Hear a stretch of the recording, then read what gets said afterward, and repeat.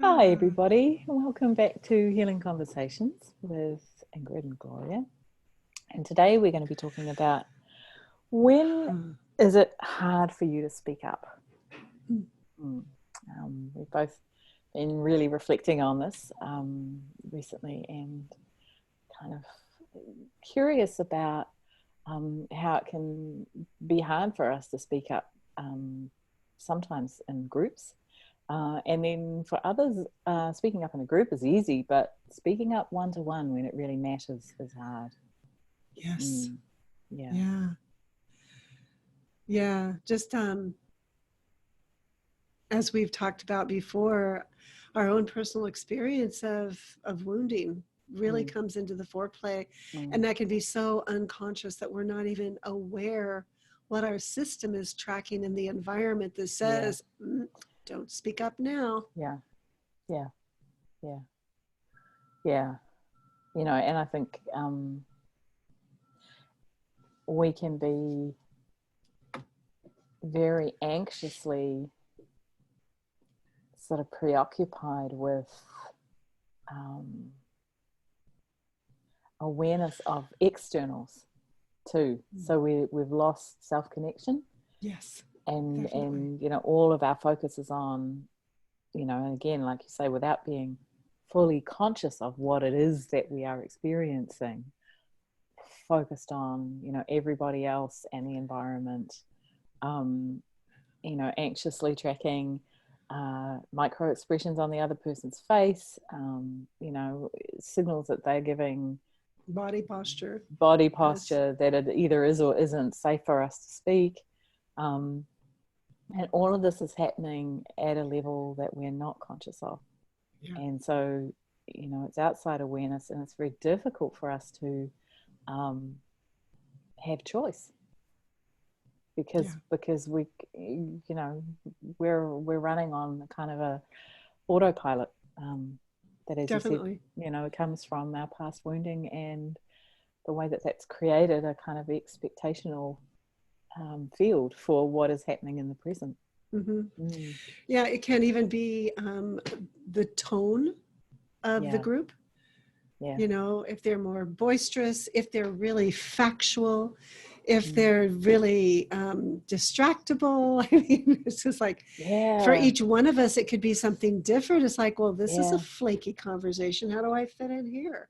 Which is a judgment that we might not even know that we're having. Oh my God, these are brainiacs. How could I ever talk to them? That's right. Yeah, exactly. This is a, you know, if it's a conversation where the kind of unspoken parameters are that we're relating at the level of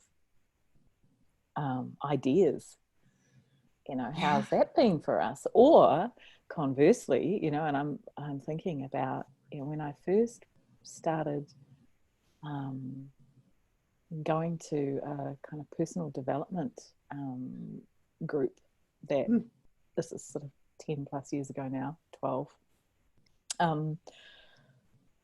I hadn't been in a group, you know, and it was a large group too. It was like more than 20 people. But I hadn't been in a group where personal processing in a group was such a big part of things. And I spent quite a long time not really sure that I knew how to speak in that group, you know, whereas I was very comfortable speaking in a group that was more of a kind of academic or, you know, the work that I had been doing, you know, up till that point, which was very much more kind of left hemisphere strategy, kind of ideas, concepts, facts. Totally comfortable speaking in those contexts. Really, really at sea in a group where personal processing was what was happening. Wow. I love hearing that because it opens up just so many possibilities. I know for me, being the youngest in my family, and I didn't speak up a lot. And if I did attempt to speak up, I normally wasn't heard. Mm. And then I'd forget what I wanted to say. And that Yeah. was, as a real youngster. And then Yeah. that really imprinted me going into school. And Yeah. then when I was older, and because of my children wanting to be able to find a way to do something different, I would still find those same kind of patterns that I would feel like the brakes would be on. And how do I Yeah. find a way to get them off? If I was one-on-one with somebody, then it would feel safe to show up, depending Right. on that person. But how Yep. do I transfer that information from my body to more people? And so starting out with small groups was Mm. a real Mm. good way for me to do it. Mm. And then I would also be really worried about whether or not, how do I say that? Whether it was like I was allowed or I had permission. Like if I could hold the container, I felt much more comfortable than if somebody else was holding the container. I'd be very worried that I might do something wrong to upset them. And Right. again, that would come back to my own conditioning of Mm. what my system was used to tracking. And so Yeah. I'm guessing Yeah. that if I was able to check in with some of those people, that I was doing a whole lot of projecting onto them that wasn't really their truth. Yeah. But my body was convinced it Yeah. was true. Yeah. Yeah. Absolutely. Because and what you're really naming there is the fundamental importance, when we're thinking about speaking up, of what we know or believe about safety and belonging. Yes. in, Is it in safe? Do that I moment, belong? is it safe? Do I belong? Yeah. Yeah. Yeah. So we're talking about, the way that our emotional brain is tracking, sort of millisecond by millisecond. Mm-hmm. Am I safe? Do I belong? Yeah. Yeah. Do I matter? Do I Yeah. matter? Yeah. And then comparing ourselves to others, because our left hemisphere is really good at that. Mm. Just really Mm. comparing. We have that Mm. propensity for negativity too, so we find Yeah. ourselves lacking most of the Yeah. time when we compare. Yeah. And that could be really painful, because it's disconnecting even from our own sense of self when we do this. Yes, that's right. That's right. Yeah. And I had an experience recently, because I've just started a new 3-year, training program,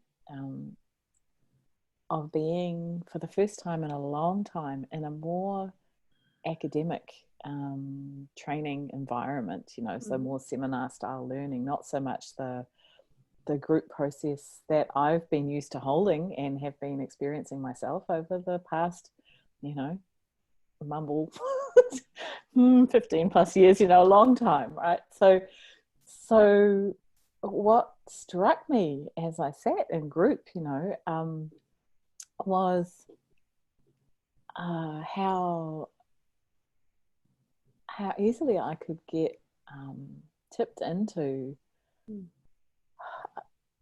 a sort of comparative thing. This person over there is kind of saying a lot about the topic, oh, I wonder whether they know more about it than me. Yes. I wonder whether Yes. and like this is like the beginning of the training program, right? So it's kind of a hilarious thing to be worrying about on one level, but there you go. It's driven from that very powerful, deep longing to know that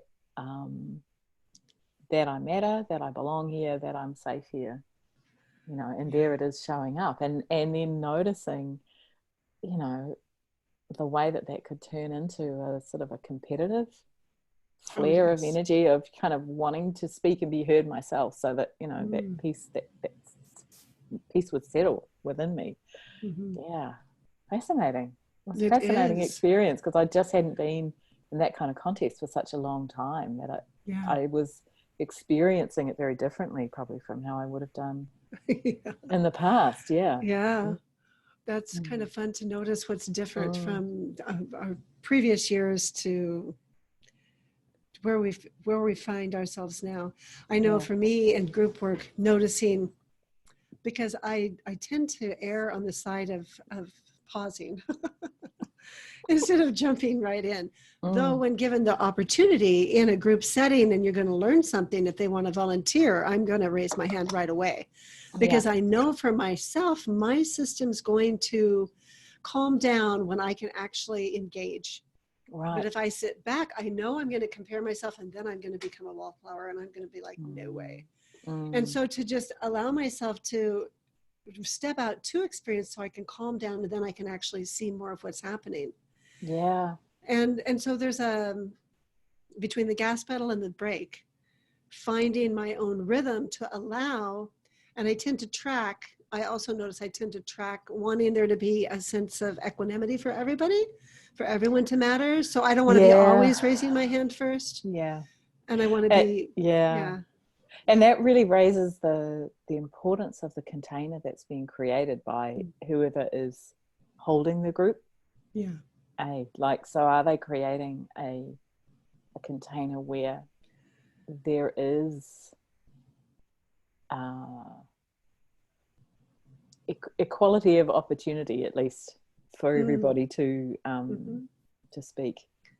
Yeah. Or is that not something that they are tracking and managing, I suppose, in the sense of how they so how relational is the group container set up? Yeah, that's right. Yeah. Does it make it safe for everybody? And what might that look like? Even having, this is something I enjoy with groups, and that you and I have done with our groups, is to have that conversation. What does safety look like for you? What does it feel like? What really supports your system to relax and actually be open to learning something new? Because if we're busy monitoring our environment, we can't take in new information. Yeah. And we're going to be somewhat vigilant, and therefore we've got some degree of sympathetic nervous system activation going on, the fight flight kind of stuff. And when we're in that part of our nervous system, or that's running, we it's very hard for us to find the rhythm of self-connection and communication with others, because it starts to feel a little bit kind of jerky. And and I noticed that a loss of rhythm within myself. I was really noticing it in that new training program. I love hearing that. I'm wondering, just spontaneously, what are some of the practices that you use to bring your system back into congruence with who you really are? What might that look like? I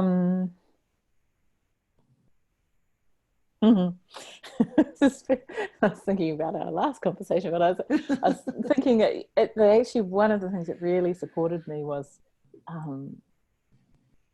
to notice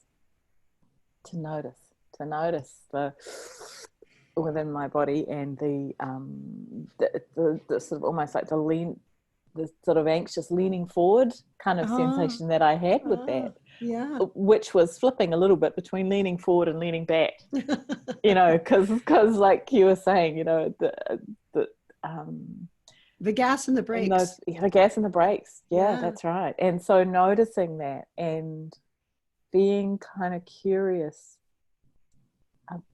with a little flavor actually of amusement, not kind of harsh critical amusement, but just kind of little playfulness, maybe. Yeah, a little playfulness towards my own impulses, but sort of sitting around that also, holding compassion for,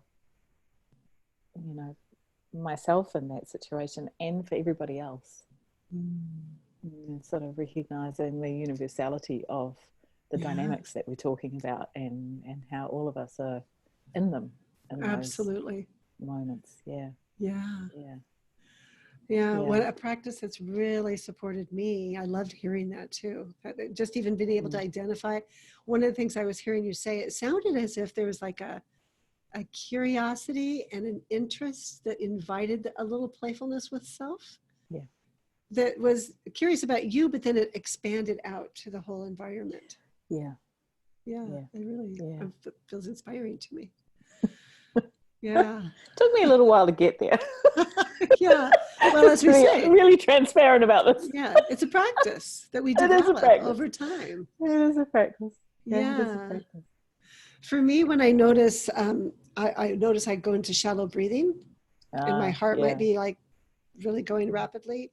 So for me to actually notice that's happening, then I like to actually breathe and imagine breathing into my heart space and invoking my heart chakra, that energy that, well, just even doing that right there, I can just feel my body do a shift. Because it's really powerful to tune into that energy. And so when I have a practice that allows me to actually have that release, that relaxation, to take the time to be there, to absorb it, to feel it, to be it. And then one of the things I do is I'll either like touch my hand to my chest just briefly. It's like a silent acknowledgement to my scared inner child and say, I see you. Yeah. I'm here. Yeah. That's why we're here together. Or if it feels too embarrassing to do this, which there are times that it would feel too embarrassing to do that because it would call attention to myself in a way that I think might be odd. And that's all my own story. I'm owning it.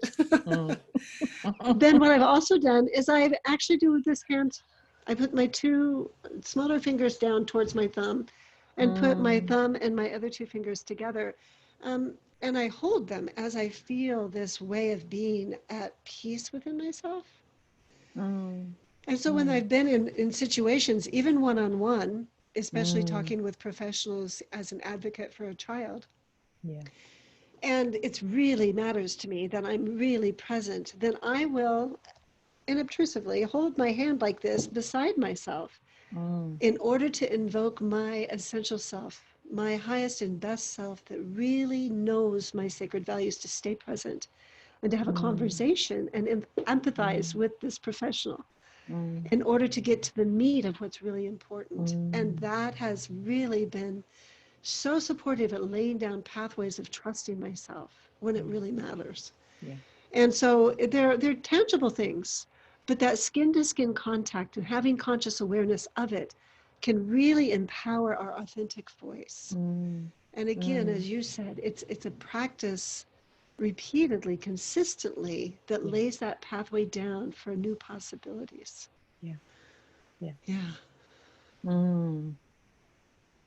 So you touched on there the need to intentionally support yourself in more kind of one-on-one conversations, with professionals you mentioned. But one of the things that we were thinking about with this conversation was exploring that for some of us it's really difficult to speak up in groups, or in particular kinds of groups. And for some of us it can be more difficult or equally difficult to speak up in one-on-one situations. And it sounds like for you that those sort of advocating and speaking from a really authentic, self-connected place with professionals has been hard at times, and there's so been a it's been journey. important. Yeah, it's been important. I wouldn't do it for me, but then the mama bear comes up when it's my child, or I'm an advocate for others. And so the practice has been to begin to bring that energy and shine it into my own heart for myself. Because that's the inroad, was the care and the love I hold for others. Can I learn how to love and care for myself? And that's a whole other process that maybe we'll have a conversation about sometime. But it's when there was somebody that I perceived as someone that probably knew more than I did, and that was my own projection. Then I would kind of sell myself out. And that came from the patterns of my past. But to really realize by having these engaged conversations with professionals that I actually knew more than they did. And it was shocking because I wanted more support, and I was creating it. And so I became very passionate about creating resources so that there are more resources and we can ask those questions and we can actually be met in the inquiry and the wondering to discover what our answer is. And so I'm hearing in that there was something very, very special and powerful that came out of the process of learning how to speak up in those one-to-one conversations with people in, I'm using this kind of as shorthand, but people in authority, people in positions of power, in positions of power. Yeah. And then recognizing that they're people. We all have this human experience, that there's not truly a hierarchy other than the ones we invent. But I don't need to operate out of that, out of that paradigm of power over. Yeah. Because I think that paradigm actually is operating, often unconsciously in us in these situations where we find it hard to speak up. Yes, like there's definitely. Whether it's one-on-one or in a group, it's often good to explore, is there some way in which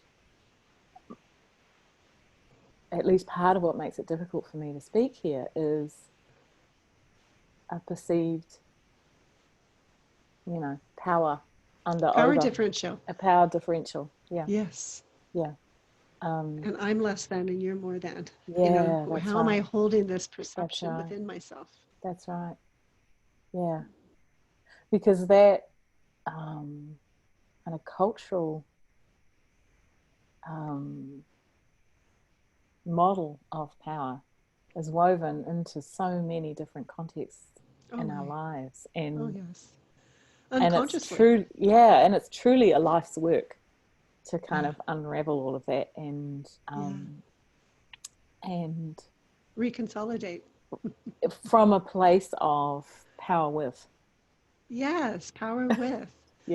Collaboration, partnership. Equality. Everyone matters. And pausing to be with that. That's I'm just really sparked by one of the most difficult, for me it was most difficult to take that empowerment that I was able to invoke for my child and really recognize that's powerful. And how can I bring that with grace into the group dynamics where I would feel diminished very quickly?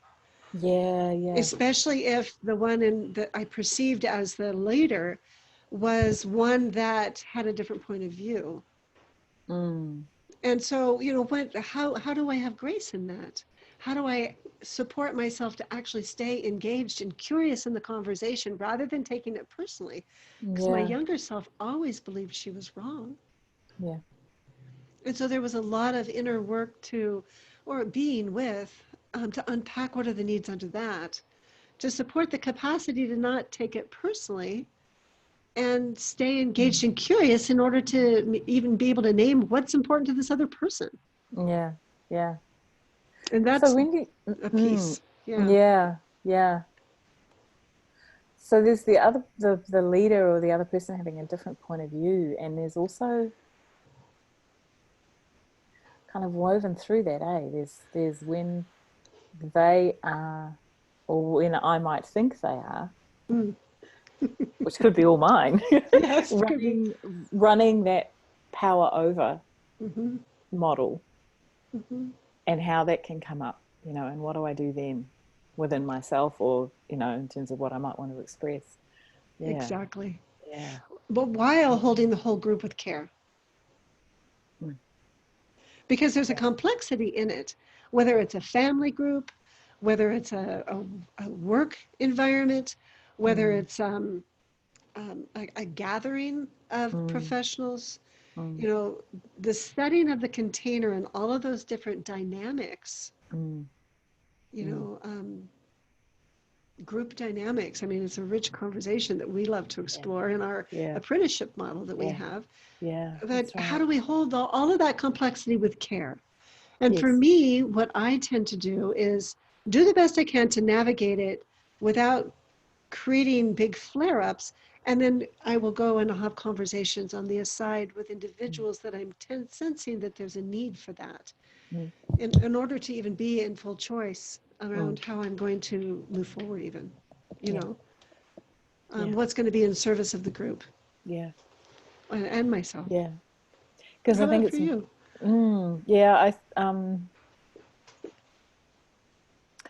I reckon one of the big pieces of learning for me has been the bit that you just named before, is, you know, like holding the whole group with care, because my my my pattern, particularly when I was younger, it was just to rebel. You know, so I didn't tend to go so much in groups into the I must be wrong. You'd speak up. I'd speak up, and I would often speak up in quite a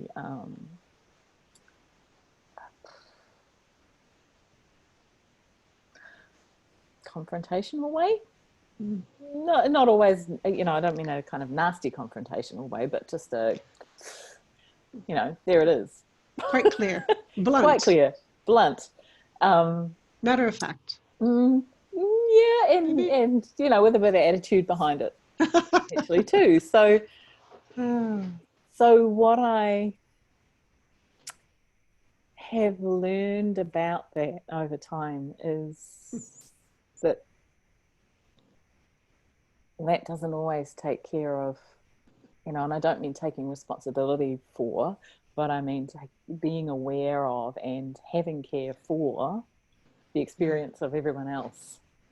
True. Yeah. So how do we navigate that in a way, as you say, that everybody's needs matter? Yeah. And so even in that, really, the need to have the gift of discernment that's really rooted and grounded in our sacred values to empower us to have an authentic voice when we need to speak up, because the group needs to see that's possible. Yeah. And to do it with grace. That's my wish, is that I'm able to do that and navigate it with grace. And transparency is what empowers me in those moments. Because it matters so much. And it's not about me being right or getting it right or anything, but it's about being honest in my expression. Yes. And so it's about coming from, and this has definitely been what I have needed to learn, coming from a connection to my own experience and a willingness in the speaking up to name that honestly and vulnerably, rather than kind of make general statements which are always sort of grounded on a right wrong kind of model, even if that's not explicit. You know, so that practice that, you know, we work with a lot of, you know, coming from the, you know, expression of our own feelings, needs, and requests is a practice that really supports what we're talking about, learning how to speak up in a way that with compassion has integrity, but it's also compassionate. Yes. And is grounded, as you say, in our own deeply held values. Because then that is solid ground beneath us. And we need that. And when we can model that, others can begin to access that within themselves, especially if we invite them into that conversation. So that, for me, that's really our authentic voice, you know, who we really came here to be. And the others, where I'm either withholding or I'm broadcasting, is more of a mask of what I've learned might work. Or not. It's like, oh. Might work to get me what I need that I'm not even fully conscious of. Or what I think I want. And I'm not even aware of all the different aspects of that. Yeah, definitely. Wow. Well, this conversation kind of went in a direction that I wasn't entirely expecting, and how cool is Isn't that lovely? I enjoy it so much. It just gets to take on its own life energy, and we get to go along with it. Absolutely. Yeah, so if people are interested in exploring this terrain of, how to learn to speak their truth, Mm. and they wanna kind of explore working with you around that, Gloria, how can they reach you? Oh, well, there's something that comes up right here when I think about at my website, healingyousanctuary.com. I have a preview of my course that I offer, which is the Healing You Method Intensive. Yep. And so it's like 5 videos they can go through at their leisure and in choice. And on the last page, there's an application that would come directly to me, and then we'd get to have a chat. And I'd love to welcome that exploration from them. Great. And how about you, Ingrid? Yeah. So easiest way to reach me is via my website, which is ingridgunby.com. Easy. Easy and there's peasy. lots of buttons you can click all over the website to send me an email or get hold of my phone number if you're based here in New Zealand, and give me a call, and we can explore working together. That would be quite lovely. Mm. I'm still going to make that journey over. That'll be such a delightful time when I get to. It will. It will indeed. Oh, thank you, Ingrid. Yeah, thanks, Gloria, and I'll see you next time. Okay. Bye.